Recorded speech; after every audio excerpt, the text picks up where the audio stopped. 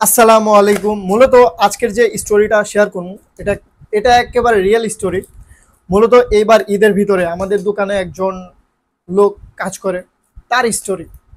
মূলত উনি 6-7 বছর মালয়েশিয়া থাকে। মালয়েশিয়া থাকার পরে আর কি ওইখানে কনস্ট্রাকশনে কাজ করে, আর কি হাই রিস্কি কাজও করে। কাজ করার পরেও উনি বাড়ি আইসা দেখে আর কি উনি বাড়িতেই তো সব টাকা পাঠায়, তার কিছুই নেই। মূলত ওনারে বললাম যে ভাই, এত বছর বিদেশ থাকছেন, বিয়ে শাদী করছেন বা ফ্যামিলি পরিবার পরিকল্পনা কি? কয় আমার কোনো পরিবার পরিকল্পনা নাই, কারণ আমার কিছুই নেই। যা দেশে পাঠাইছি তা দিয়া মায়ের ছোট ভাই দেশে বাড়ি করছে, আর তারা আর কি বিলাসিতার জীবনযাপন করছে। আমিও জীবনে ভাবি নাই যে হিসাব করে চলতে হইব, টাকা নিজের কাছে রাখতে হইব। সব টাকা পাঠাইছি, এখন তার কিছুই নেই। মূলত লাইফটা আর কি আনফেয়ার। অনেকে মনে করে যে বিদেশে গেলে আর কি বিদেশিরা অনেক টাকা আর্ন করে। মূলত শেষ ভালো যার সব ভালো তার, ওনার শেষটাই ভালো না। উনি এখন আছে বিড়ির উপরে। আরেকটা বিষয় এর সাথে আর কি রিলেটেড, আরেকজন আছে আমার পাশের দোকানদার। উনি দুবাই থাকছে। দুবাই থাকার পরে ওনারা আমি বললাম যে আঙ্কেল, দুবাই থাকছেন কি কি করছেন? বলে যে দুবাই আমি কাজ করছি, আমার একটা আর কি আমার মুদি দোকান ছিল, ওইখানে আমি আমার দুইটা খালতো ভাইরে নিছি। ওরা ভিআইপি ভাবে দোকানদারি করছে, আমিও ঠিকভাবে মন দেই নাই।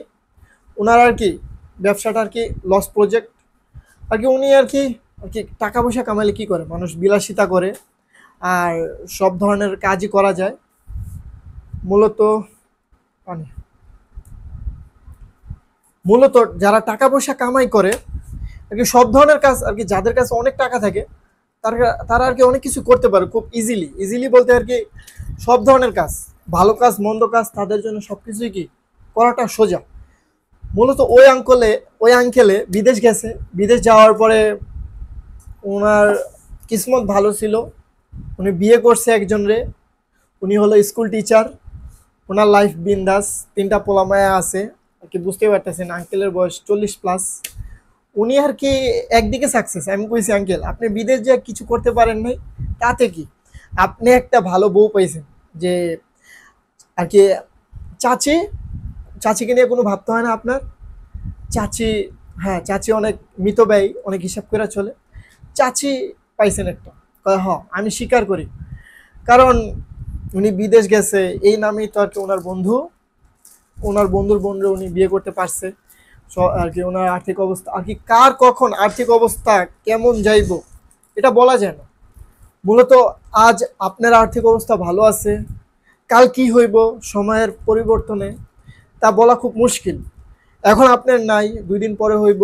আবার এখন যার আছে সে হয়তো 2 দিন পর ফুতুর হইব।